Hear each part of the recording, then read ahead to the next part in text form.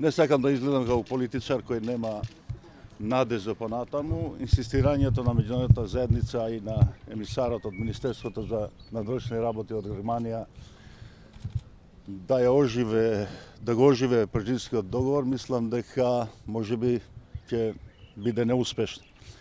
Немам нешто ново да ви кажам. Враќањето на старата власт е најголемиот проблем што сега го имаме. Зошто сте песимист, зошто не успешно? Па, видите, да се преговара годину дена и да ви се вратат уздуж и попреко истите луѓе на власт, мислам дека не треба други аргументи да се дават. Што предлага Хајно? Ja, ќе видиме. Тешко.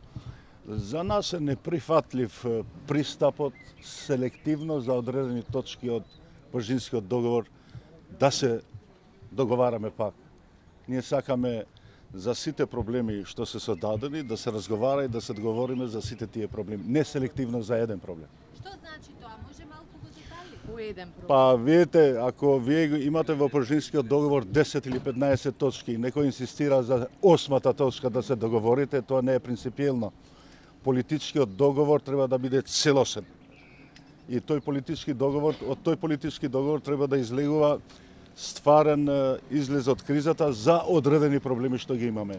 Ние го немаме само проблемот на изборите. Имаме и други проблеми.